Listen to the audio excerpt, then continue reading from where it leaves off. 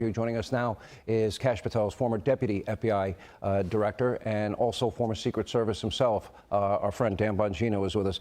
Dan, I have nothing, as you know, nothing but the utmost respect for guys. We saw this on Saturday night. They race to where the trouble is. They're willing to take a bullet for the president and all the cabinet officials. Those guys on the ground, I don't have enough praise for what they do.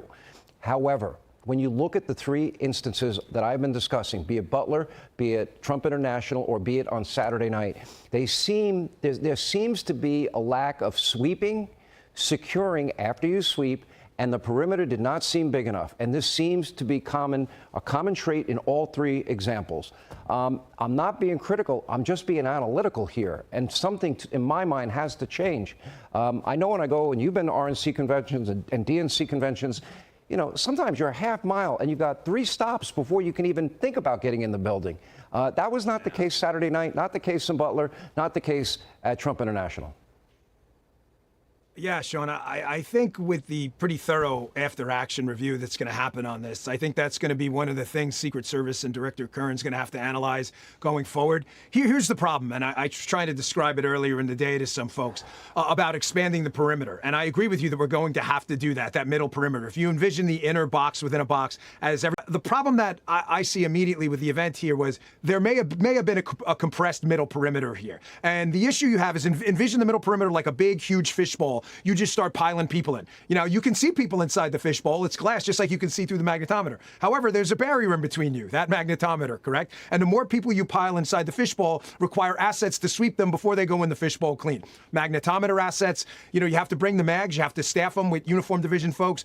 The Secret Service is going to need, in my humble opinion, a major resource plus up. They just do. They're struggling for personnel like a lot of federal agencies on the law enforcement side are. They're just struggling for folks right now. And I think it's just a manpower issue. But I agree, we have to fix it. This is a zero fail mission. Is there anything you disagree with? That you have to move the perimeter out? In this case, I would move it probably even outside the hotel. The idea that not every crevice and corner of that hotel was not swept is startling to me, meaning guests could walk in, have guns with them, nobody would know. They come down the elevator, they're in the lobby, and we saw what happened in that moment. Yeah, well, again, I'm just giving explanations. I'm not making excuses for anybody. There'll be an after-action review. They'll get all the details on this. I'm just telling you, like, the way this works and the reason they think they didn't do this, and it turned out in this case to not have ended very well with this guy storming the magnetometer checkpoint, is whatever you are going to sweep, you have to post first, and then you have to hold. So to sweep it, if you don't hold it, you just wasted your time. And given the fact that the Secret Service is dealing with pretty dramatic manpower constraints right now, I think they're kind of just, robbing Peter to pay Paul a little bit, and they're trying to get by with a president who's very accessible. I mean, Sean, the president is out there. He's not going to stop traveling. He's not afraid. He's going to go out there and shake hands. He's not scared of any of this stuff, and that accessibility comes with a trade-off. Okay, hey, I got to address one thing, though. Yeah, go ahead. Sorry. Well, I want to ask you addressed earlier Hakeem Jeffries talking about this civility thing. Listen, Hakeem, we're not asking for civility, guy.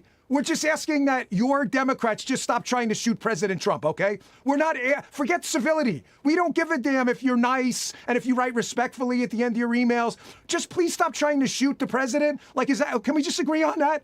Mr. Jeffries? I'm sorry, I just had to address. I was a little annoyed when I heard that. You're always free to go on as long as you want. We don't care. We always love what you say. If we're going to sweep, secure, and hold, as you say, and we don't have the manpower, it's 1,100 rooms. I don't know what the capacity of that hotel is. Okay, let's say that's all true. They don't have the manpower. Doesn't that mean then the decision has to be made? The event can't be held there. Yeah, I think there's a lot of decisions that are going to have to be altered in the future when it comes to, I mean, listen, this is the most threatened man on earth. Can we just all agree at this point? There's no close second here either. The man has survived multiple attempts on his life, and there's probably others out there that were stopped and mitigated we don't even know about. However, I'd like to see what the hotel, I'm not indicting the hotel. I have not seen what the hotel did. I'm sure they had security. However, we're going to need some help from private sector partners that if we do an event at your place, you may have to bring in a couple days in advance some private sector folks to give a little bit of an extra eyeball. Extra eyeballs can't possibly hurt. They can only help.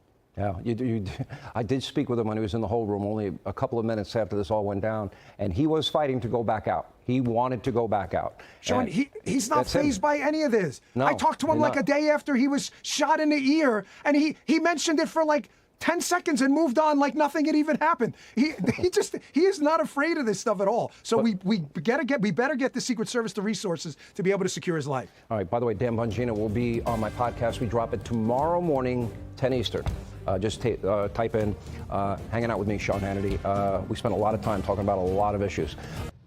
All right, thanks for watching. Check out my new podcast, Hanging Out with me, Sean Hannity. The big interviews, the debates you won't get anywhere else. Like and subscribe for new episodes every Tuesday and Thursday. As of Tuesday afternoon, April 28, 2026. International and security. Iran proposal rejection. Secretary of State Marco Rubio dismissed Tehran's latest proposal to reopen the Strait of Hormuz in exchange for lifting the U.S. blockade. Rubio emphasized that any deal must definitively prevent Iran from obtaining